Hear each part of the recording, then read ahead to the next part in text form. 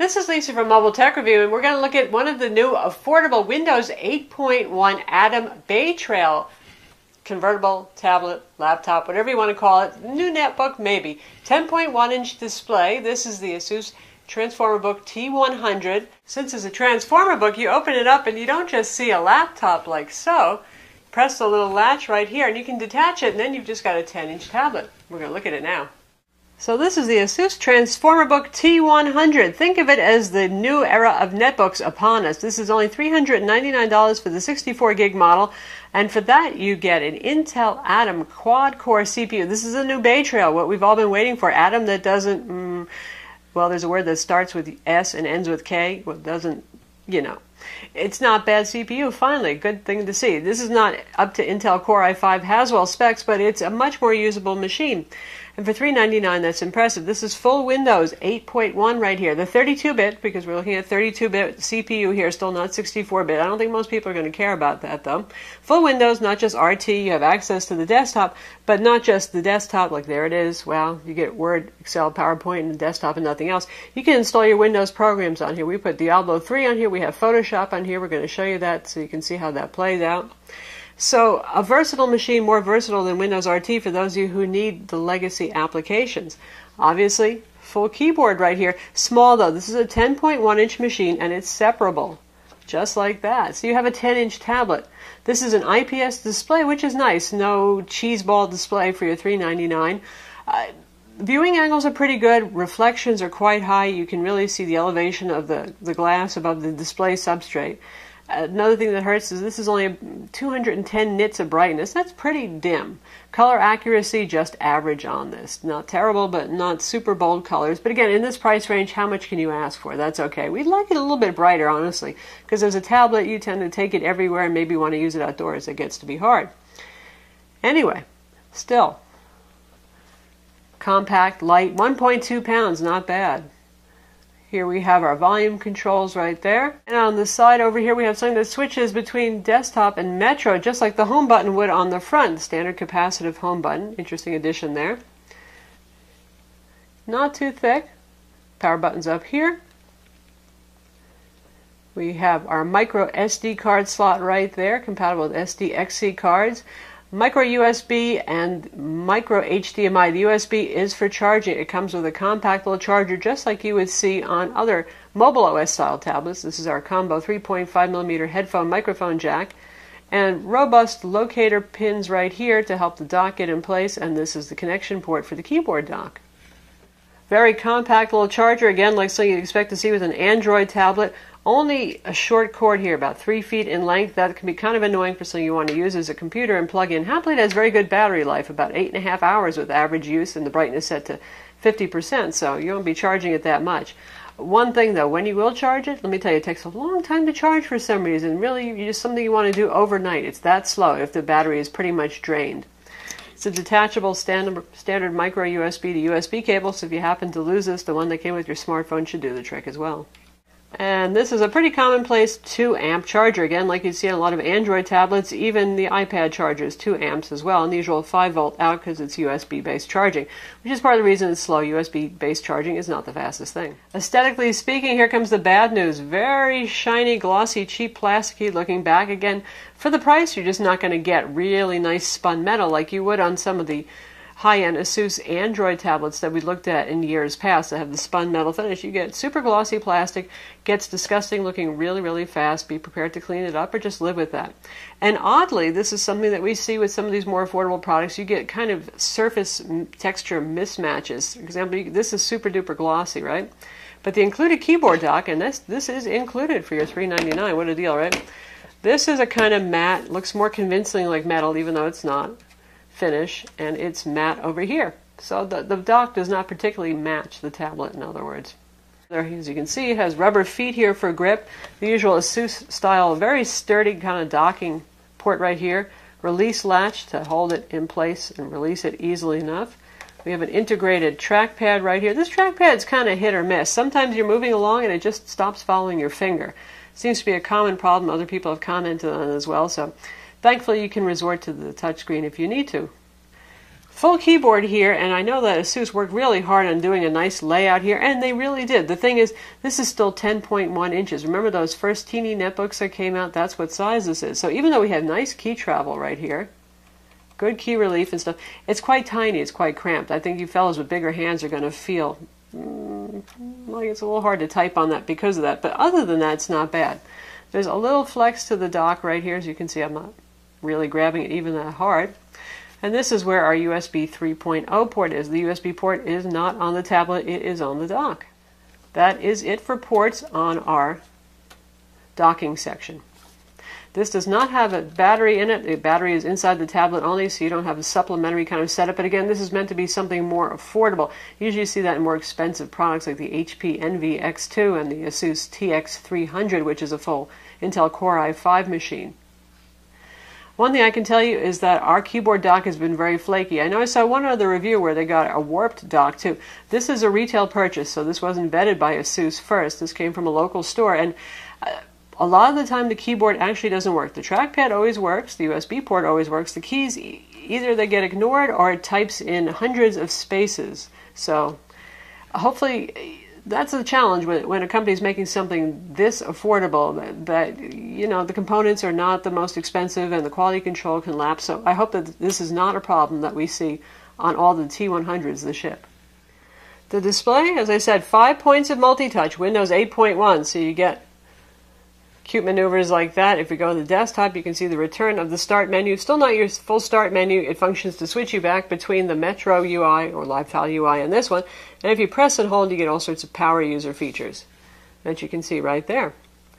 This has the Bay Trail quad-core Z3740 CPU that is clocked at 1.33 gigahertz. It can turbo boost to 1.86 gigahertz. So a lot more processing power here. Still 2 gigs of RAM, but now it's DDR3 rather than DDR2 that we saw on the old Clover Trail machine, so that's definite improvement. Storage is still, unfortunately, eMMC based. Even though the storage controller has gotten faster on this, the storage itself has not. So that's pretty much the same storage that we see used on a variety of Android tablets and on the older Intel-based Windows 8 tablets as well. It's not the fastest storage, so generally speaking, program installation is going to take longer, and things are going to take a little bit longer to launch because that is not as fast as SSD running on a SATA interface. Not the end of the world, still durable, still you can move this thing around. It's no moving parts like a hard drive would be, so that is what it is. Get a 1.2 megapixel camera up front. It's okay. There's no camera on the rear on this guy. Again, for budget, we don't expect much. You have dual band Wi-Fi on this, single antenna, and you have Bluetooth 4.0. You're not going to get MIMO on something in this price range. The tablet does have built-in stereo speakers on the back, and they are ungodly loud. It's just shocking. I think Asus took all the snarky comments about how quiet their Android tablets were, and there's a speaker grill right here, there's one on the other side.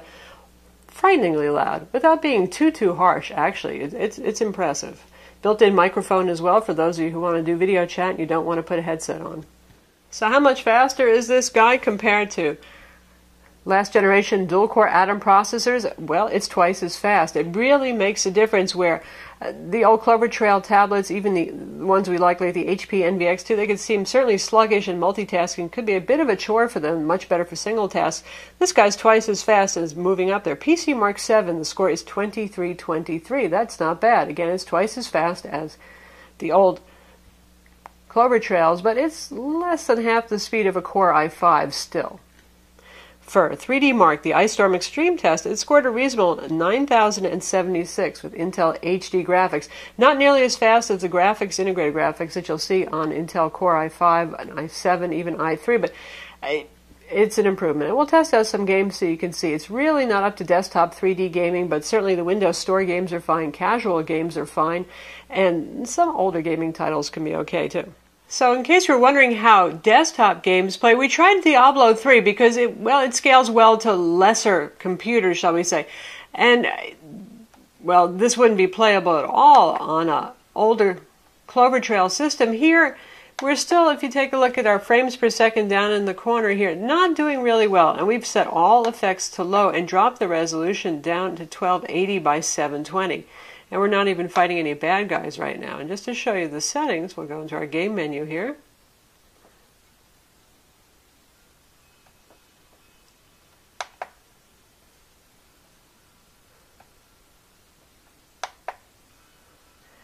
And you can see we're running at 1280 by 720. I've turned off anti-aliasing. I've set all effects to low. The next move would be actually to turn some things off if it's possible at all. For example, cluster density. And you can see there's even a little lag here just going into the options screen. And for all, we can turn shadows off, and everything else low is the lowest you can go. Then we could drop it down to 800 by 600, but boy, that's just not really very fun. And even with doing that, we're 17, 18 frames per second. If we go ahead and fight some bad guys, it's going to drop even more.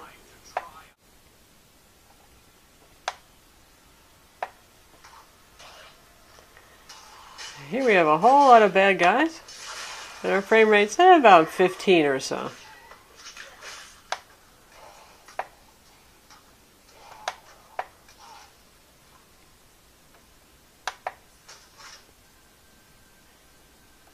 So that's Diablo 3 on the Asus Transformer book T100. So how about using desktop programs? This is Adobe Photoshop CS 5.5 that we're running right here, and we've got an image open that was taken with the Nokia Lumia 1020. This is the 39 megapixel image that it shoots, not the smaller 5 megapixel image, and this is a 10.1 meg image file, and we have Adobe Bridge running in the background.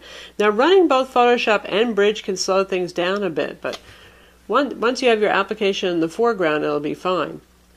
So what happens if we want to do something like an image rotation?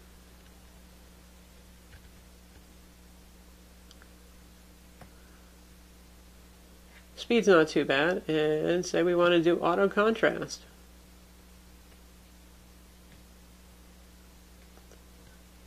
Thought about it for a minute, then it did. Now how about if we put some interesting filter on here? Say we just want to sharpen it, which is pretty realistic. You might want to do an unsharp mask on it. We'll go with the default settings. Thinking about that would be instantaneous on another machine, but still that's very bearable, especially if it's something that's this portable and inexpensive. And here you can see we also have Adobe Bridge running at the same time in the background. So with 2 gigs of RAM, you don't want to run too many programs at once. Speaking of desktop programs, another neat thing is you get a license for Office Home and Student Edition. So you can get your Word, your PowerPoint, and your Excel included. You don't have to spend the money for the Office suite, which is nice. Very nice. Right now we're using the desktop version of IE. Of course, you have it both in Metro and the desktop, and we're going to test out video playback with our Microsoft Surface 2 review, an obvious competitor running Windows RT with higher class hardware, a little bit higher price tag, but again, that one is RT, so you don't have the whole desktop experience.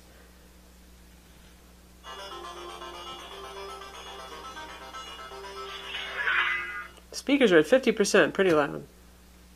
We'll go to full 720. Tech review and second time's a charm. This is the Microsoft 720p Surface 2 display. This is a Windows 8.1 RT tablet direct from Microsoft with some improvements inside and a new look to the casing. And pretty much the same style, but new finish. We're going to look at it now. So it can certainly handle that. It can handle 1080p playback as well, which is useful since you have the micro HDMI out. You might want to output to a higher resolution monitor or to your TV, but obviously 720p is what makes sense right here. So all in all, pretty exciting for $399. If you're looking for something ultra portable that can be detachable and used as a tablet at the same time, the keyboard, given how small it is, I'd say for people who do some light typing, but not those of you who are serious typists. I'd be even more excited by the product if it wasn't for the quality control issues our particular unit had. You can see right now it's been typing in maniacal equal signs by itself, but the rest of the keyboard is actually sometimes coming, sometimes going. Once in a while the keys work, once in a while they don't work. And our micro SD card slot also has been pretty flaky. It takes about 10 insertions actually to get it working. Maybe this is a one-off problem, some growing pains, Asus and their quality control. We have to wonder about that, but hopefully it'll be a good product. Certainly it's very affordable and quite powerful for what you get.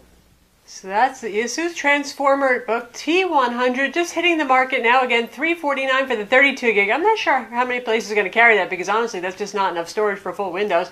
64 gig, $399. Certainly a bargain price, and a wonderful evolution of the netbook with the versatility of a tablet. We just hope that the quality control issues that we have with our model aren't going to be something that you see on a lot of models that actually ship.